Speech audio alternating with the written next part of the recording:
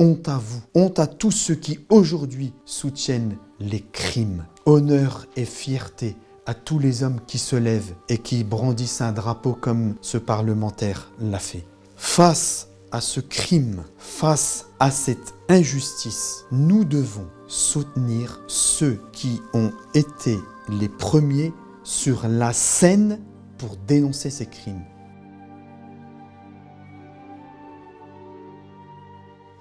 La paix de Dieu sur vous tous, mes chers frères et sœurs, et le plaisir de vous retrouver pour aborder ensemble un peu l'actualité.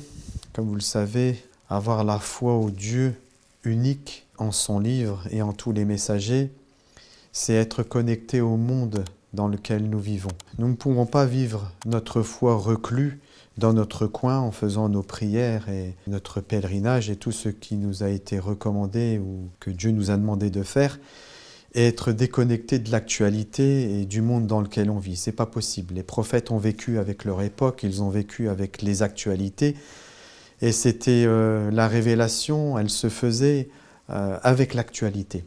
Et la révélation et l'actualité vont de pair.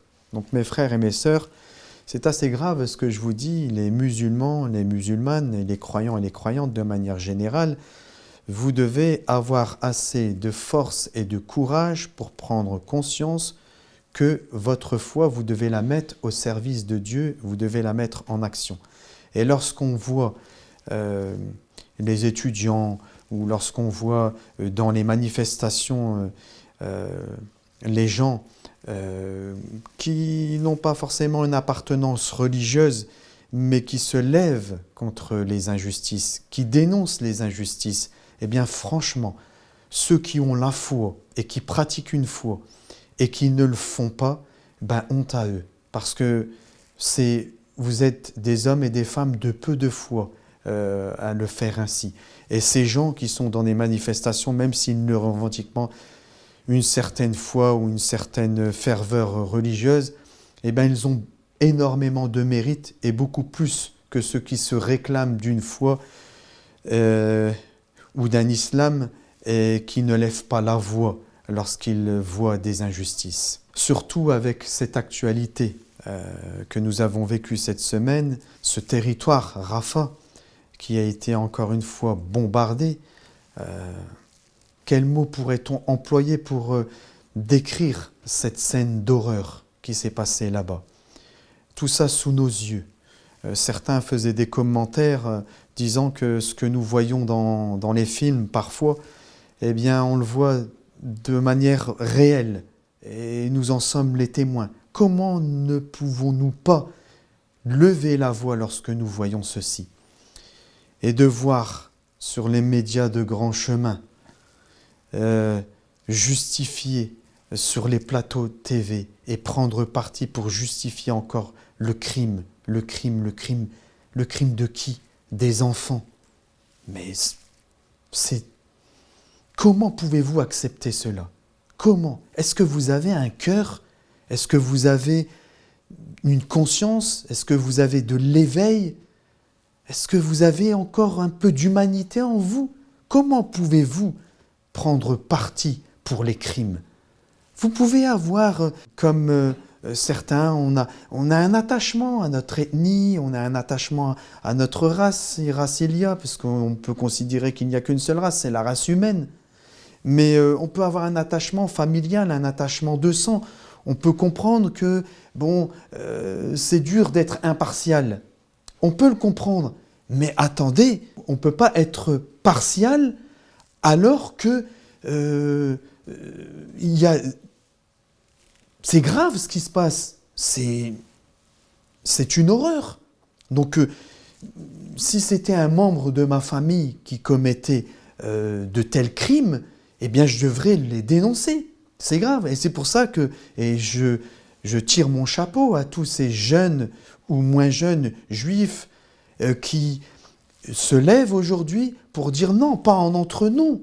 On croit, on est des croyants et on croit en Moïse et notre foi c'est le judaïsme, mais on ne peut pas laisser des crimes qui sont commis soi-disant par des gens qui appartiennent à notre communauté, mais qu'en définitive, ils font le contraire du judaïsme, ils font le contraire de ce qui a été apporté par Moïse.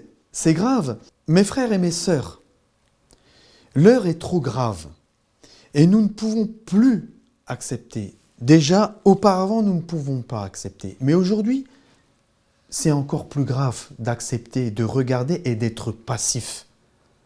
Alors bien sûr, nous devons rester sages, nous devons rester lucides, prendre des initiatives qui vont construire la paix, prendre des initiatives qui vont aller dans le sens de nous unir tous.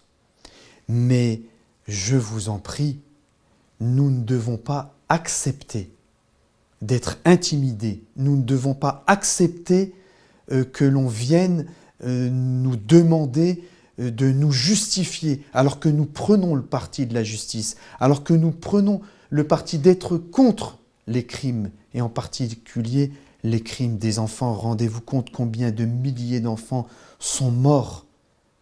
Mes frères, mes sœurs, citoyens, citoyennes. Je voulais vous dire cela avec un ton un petit peu grave parce que ça fait mal de voir ces images, ça fait mal de voir encore des gens qui arrivent à justifier cela, des crimes qui sont injustifiables. Mais, louange à Dieu, il y a encore des hommes, il y a encore des gens qui ont de l'humanité, il y a encore des gens qui ont un cœur et qui prennent le parti de la justice, même si ils sont éloignés de ce peuple, c'est-à-dire quand je dis éloignés, ils n'ont pas forcément d'affinité avec ce peuple, mais ils constatent une réalité et ils refusent de voir cette horreur et ils se lèvent contre cette horreur. C'est l'actualité dans laquelle nous vivons aujourd'hui. Comme je le disais en début d'analyse, qui doit faire partie de notre quotidien et de notre foi et que nous ne pouvons pas être et passer à côté de cela. Louange à Dieu, il y a encore des pays où il y a des hommes à leur tête qui ont encore une conscience, un cœur et de l'humanité. Et je souligne les 3 pays, l'Espagne, la Norvège et l'Irlande, pour cette prise de position et d'avoir pris la décision de reconnaître l'État palestinien. Ça fait plaisir, il était temps. Palestine ancestrale, Palestine qui a toujours été la Palestine et qu'aujourd'hui on doit prendre une position pour dire il faut un État palestinien. Alors que l'État palestinien il existait déjà et il y a avant cette décision honteuse de l'ONU et des pays occidentaux pour coloniser un territoire qui n'avait pas lieu d'être colonisé. Je salue le courage aussi donc, de ces 3 pays et je salue le courage aussi de ce parlementaire qui a brandi le drapeau palestinien dans l'Assemblée. Il a fallu du courage pour le faire. Nous sommes fiers et cette personne, ce parlementaire peut être fier de son geste. C'est un geste qui restera dans l'histoire. Regardez les derniers événements que nous avons vécus. Je fais référence au Covid ou à d'autres événements qui ont eu lieu ces dernières années. On vous a induit en erreur.